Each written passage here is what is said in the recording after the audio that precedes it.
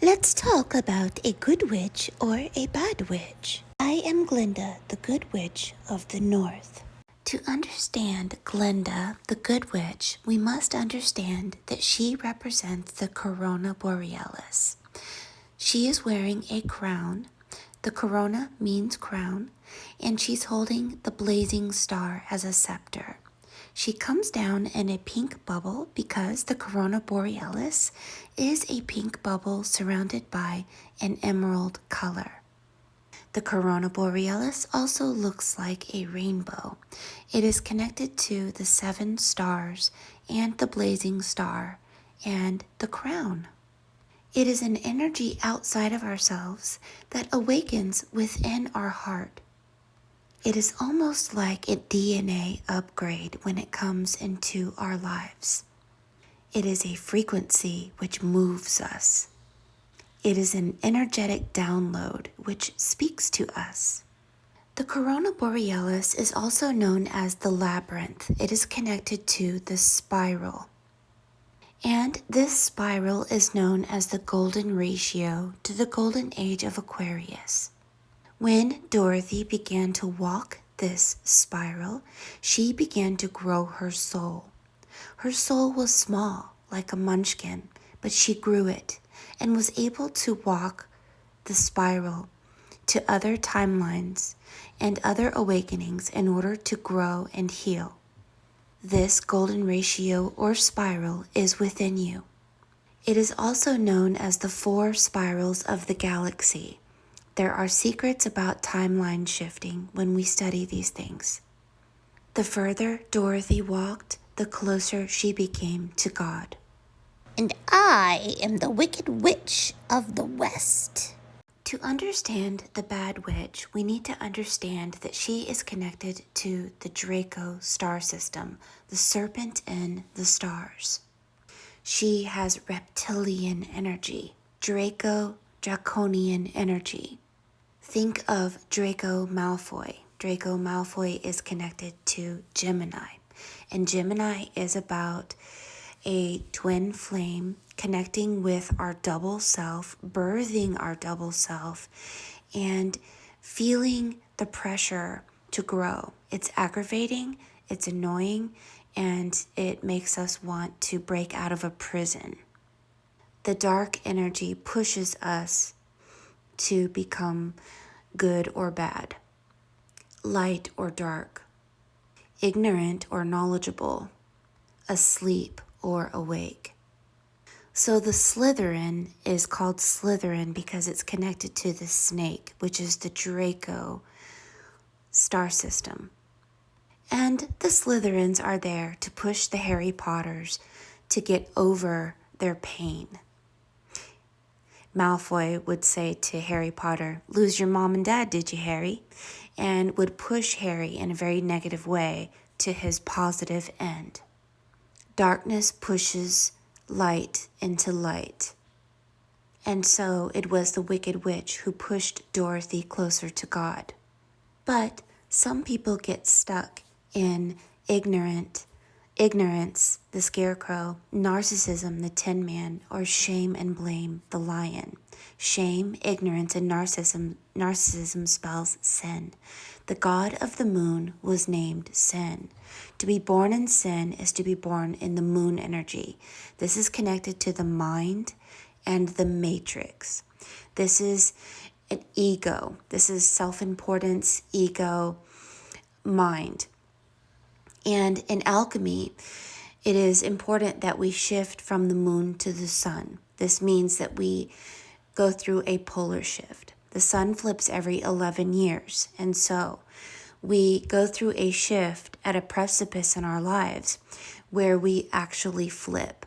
And then our heart becomes the first brain, where our heart is connected to truth and life, and we give up self-importance and ego. This is the baptism of water. This is why Dorothy splashed the Wicked Witch with water. And so the baptism of water is cleansing all that is false within us and letting go of sin and going into Emerald City and scrub here, scrub there, cleaning and purifying ourselves, going from lead to gold. And so there are 2 lower realms and 2 upper realms. And there's 4 realms, and this is connected to the 4th heart chakra. People who practice black magic are usually in the sin lower realm. They are in self-importance, and they are triggered easily because of their self-importance. They have not gone through true forgiveness or rebirth. There's no reason to curse or use black magic if you knew how to shift timelines. And so people in the lower realm often have a power that is like a small house. When Harry was with the Muggles, he was in a little tiny house. When Dorothy was with the Munchkins, she was in a little tiny house.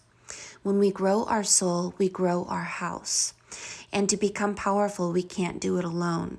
We need the dog, the divine order of God, and we need the holy dove, the Holy Spirit. And this Holy Spirit grows our soul because we become half flesh, half spirit by eliminating the mind connected to the matrix. When we disconnect our mind from the matrix, we reconnect our heart to the mansion within us. We reignite our DNA and we grow ourselves. Our soul grows. Like an embryo, it doubles or triples, and we follow this white dove and this dog, the divine order of God. We no longer try to control the world or people. We simply go with the flow and follow this voice. And this voice leads us to our purpose and our gift and our divinity. But so many people get stuck in the shame and blame lion.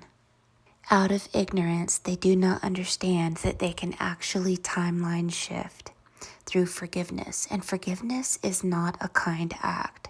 It is a ruthless act of killing a part of who we were and those who are attached to that old self.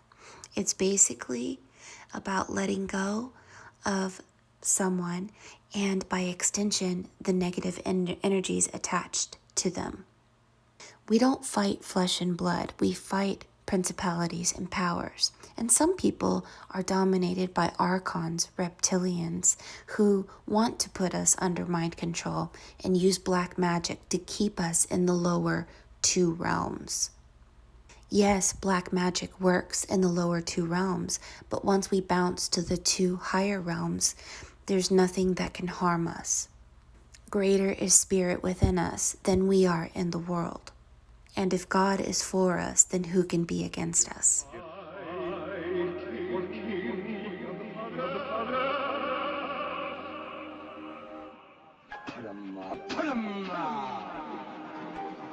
Which one are you afraid of?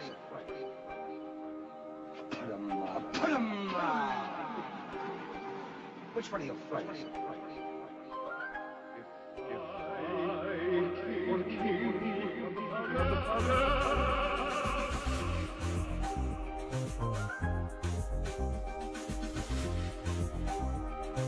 Dorothy had 3 tall friends, and they reflected her first 3 chakras: ignorance, narcissism, and shame and blame.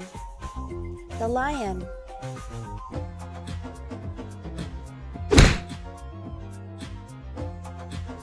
Dorothy slapped the lion in his face.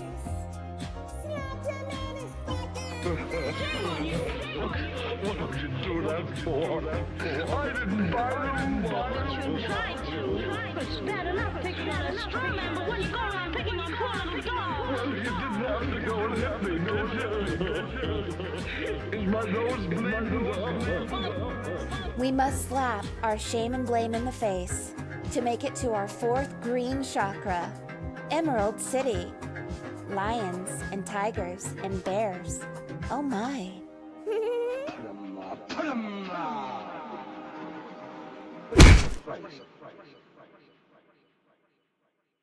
And so, the good witch follows the dog, the divine order of God, the Holy Spirit, that awakens within us all.